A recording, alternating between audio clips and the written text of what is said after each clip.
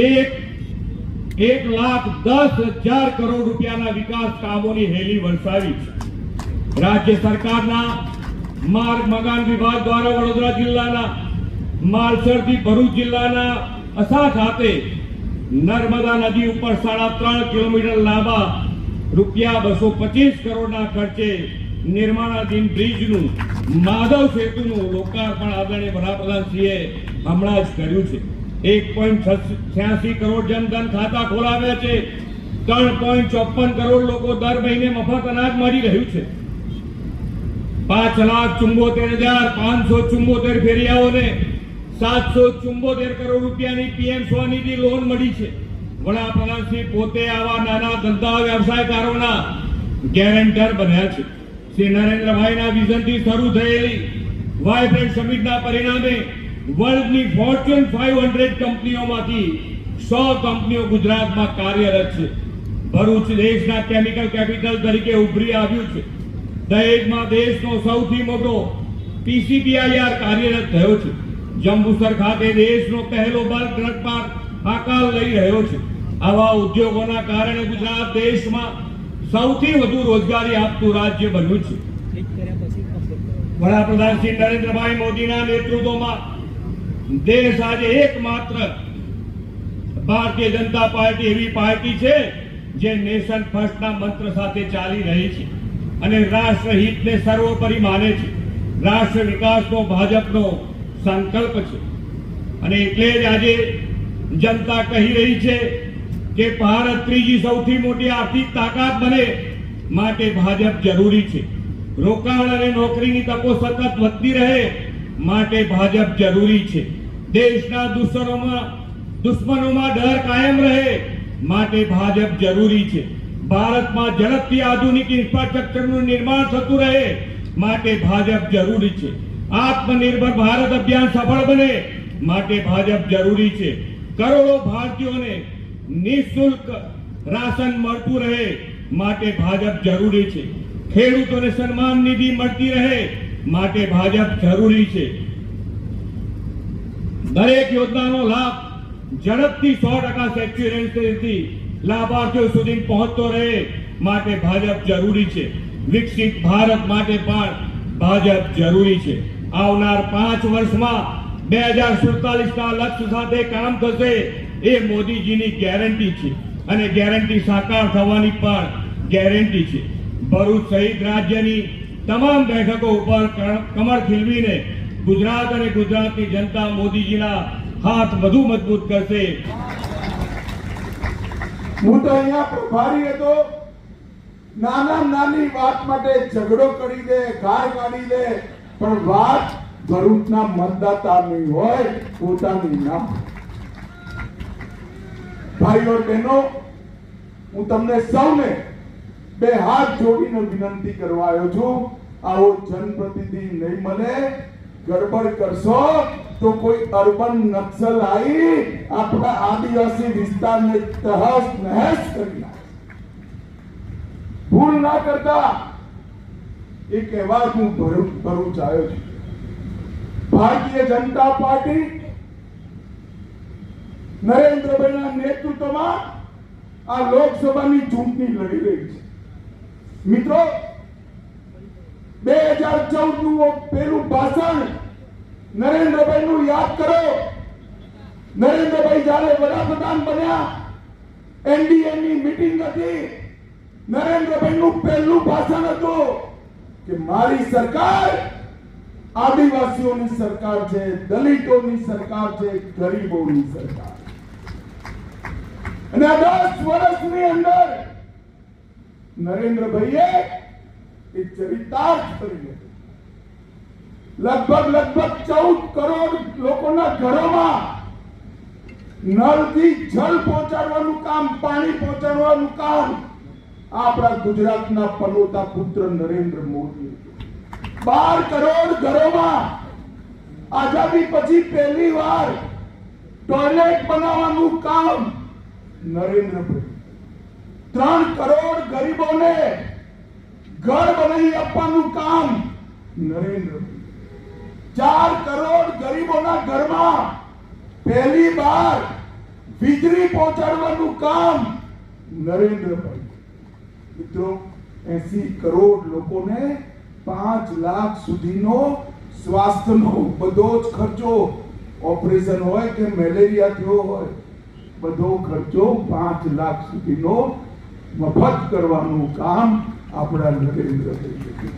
80 કરોડ લોકોને દર મહિને દર વ્યક્તિ દીઠ 5 કિલો અનાજ મફત આપવાનું કામ આપણા નરેન્દ્રભાઈ. અને ભરૂચ વાળા બધા આદિવાસી ભાઈઓ બહેનો સમજી લો, આ બધું જે કર્યું એમાં સૌથી મોટો ફાયદો મારા આદિવાસી ભાઈઓ બહેનોને થયો છે. મિત્રો આદિવાસી આ કોંગ્રેસ પાર્ટી ને આપ પાર્ટી ભેગા થઈને લડવા નીકળ્યા છે. મને કહેતા કોઈ સંકોચ નહીં.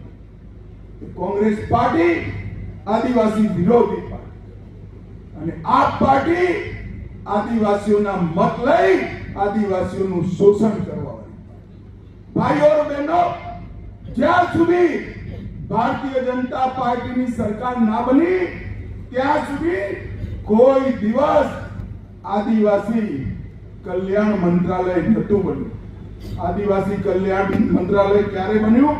સૌથી પહેલું અટલજી જ્યારે વડાપ્રધાન બન્યા, આદિવાસી મંત્રાલય બનાવવાની શરૂઆત ભારતીય જનતા પાર્ટી. મિત્રો નરેન્દ્રભાઈએ 75 વર્ષ પછી પહેલી વાર ઓડિશાના ગરીબ આદિવાસીની દીકરી દ્રૌપદી મુર્મુ, કોઈ દિવસ એ કોંગ્રેસ પાર્ટી, આપ પાર્ટી અને આખા ઇન્ડી એલાયન્સ વાળા કોઈએ આદિવાસીને રાષ્ટ્રપતિ ના બનાયા. નરેન્દ્રભાઈએ દ્રૌપદીબેન મુર્મુને મહામહિમ દ્રૌપદી મુર્મુ બનાવી આદિવાસીઓનું સન્માન કર્યું. ભગવાન બિરસા મુંડાની જન્મ નરેન્દ્રભાઈએ જાપાન અને જર્મનીથી નિષ્ણાત ડોક્ટરો બોલાયા અને જ્યારે વડાપ્રધાન બન્યા ત્યારે સિકલ સેલ મિશન ચાલુ કરી આદિવાસીઓને પરેશાન કરતા રોગને સમાપ્ત કરવાની દિશામાં નરેન્દ્રભાઈએ અભિયાન ચલાવ્યું. અને મિત્રો આપ પાર્ટી ને કોંગ્રેસ વાળા જુઠાણા ચલાવે કે અમે આદિવાસીઓનું કલ્યાણ કર્યું. હું કોંગ્રેસ પાર્ટી વાળાને પૂછવા માંગુ છું, 10 વર્ષ સુધી તમારી સરકાર ચાલી, 10 વર્ષ સોનિયા મનમોહનની સરકાર ચાલી, આદિવાસીઓ માટે બજેટ કેટલું હતું? ભાઈઓ અને બહેનો 28,000 કરોડ. 28,000. જરા જોરથી બોલો, કેટલું હતું ભાઈ? જોરથી બોલો, કેટલું હતું? નરેન્દ્રભાઈએ 28,000 ના બજેટને વધારી 1,33,000 કરોડ રૂપિયા કરવાનું કામ આપણા નેતા નરેન્દ્રભાઈ. એકલવ્ય વિદ્યાલય તમે 90 છોડી ગયા હતા, 70 વર્ષમાં 90 એકલવ્ય વિદ્યાલય, અને નરેન્દ્રભાઈએ 10 વર્ષમાં 90 થી 740 એકલવ્ય વિદ્યાલય બનાવ્યા. નવા 40,000 ટ્રાઇબલ શિક્ષકોની ભરતી કરી, ડિસ્ટ્રિક્ટ મિનરલ ફંડની યોજના લાયા અને દેશભરમાં 75,000 કરોડ રૂપિયા, 75,000 કરોડ. આ જીએમડીસી ને અહીંયા ખાણ હોય, પહેલા આદિવાસીઓના ધેલો નતો મળતો, હવે એમાંથી એક ડિસ્ટ્રિક્ટ મિનરલ ફંડની વ્યવસ્થા થઈ, જે આપણા આદિવાસી જિલ્લાના પાણી, શિક્ષા, સ્વાસ્થ્ય, પોષણ અને બાકીની વ્યવસ્થાઓની ચિંતા કરે. નાના નાના ગામમાં જઈ જૂઠ ફેલાવવાનું, જુગાના ફેલાવવાનું કામ કર્યું.